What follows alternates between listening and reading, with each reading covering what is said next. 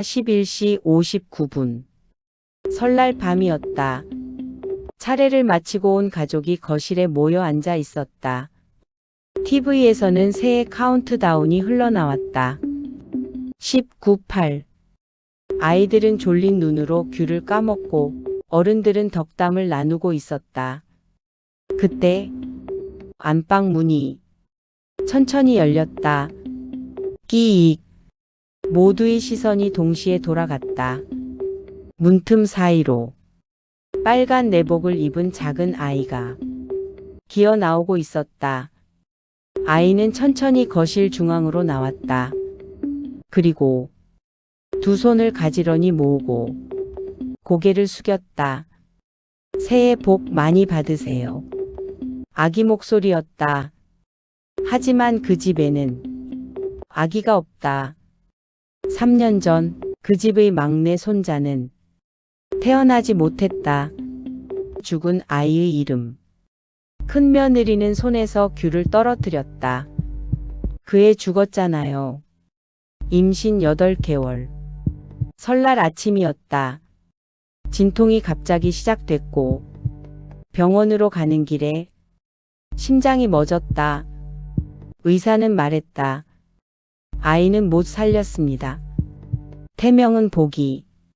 설날에 태어나 복을 가져오라고 지은 이름이었다. 그런데 거실 바닥. 아기가 지나간 자리에 작은 물자국이 남아 있었다. 젖어 있었다. 마치 어디서 물에 빠졌다 나온 것처럼. 시어머니의 눈. 모두가 혼란에 빠져 있을 때 시어머니는 아무 말도 하지 않았다. 그녀는 아기를 뚫어지게 바라보고 있었다. 두려움도 놀람도 아닌 익숙한 표정. 아기가 고개를 들었다. 그리고 정확히 시어머니를 향해 다시 절했다. 할머니. 그 순간 시어머니의 손이 떨렸다. 족보에 적힌 이름. 다음 날 아침 할아버지가 족보를 정리하다가 이상한 걸 발견했다.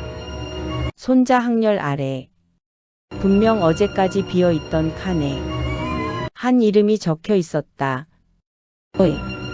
손복준. 출생일. 어젯밤 자정. 이거 누가 쓴 거야? 먹물은 아직도 선명했다. 그런데 더 이상한 건 필체였다. 시어머니 글씨였다. CCTV 속 그림자. 며느리는 밤새 잠을 못 잤다. 혹시 꿈이었나 싶어 CCTV를 확인했다. 자정 12시 정각. 거실 화면. 아기 하나가 서 있었다. 그리고 절을 한다. 그런데 확대하자 뒤에 흐릿한 그림자가 보였다. 아기의 손을 잡고 있는 또 다른 손. 천천히 선명해졌다. 시어머니였다. 하지만 그 시간에 시어머니는 거실 소파에 앉아 모두와 함께 TV를 보고 있었다. 3년 전 그날 며느리는 결국 3년 전 병원 기록을 다시 찾아봤다. 의사는 이렇게 말했다고 한다. 아이 살릴 수 있습니다. 하지만 산모가 위험합니다. 결정은 남편 대신 시어머니가 내렸다. 산모를 살려주세요. 그리고 아이는 인큐베이터로 옮겨졌다. 공식 기록은 사망. 하지만 간호사 한 명이 그날 밤 이상한 말을 남겼다. 아기가 울었어요. 분명히 울었어요. 진짜 진실. 설날 자정. 다시 11시 59분. 모두가 숨죽이고 기다렸다. 문이 열렸다. 이번에는 아기가 천천히 걸어 나왔다. 그리고 며느리 앞에 섰다. 엄마. 그 한마디에 며느리는 무너져 울었다. 그때 초인종이 울렸다. 띵동. 문 앞에는 고아원 직원과 3살 남자아이.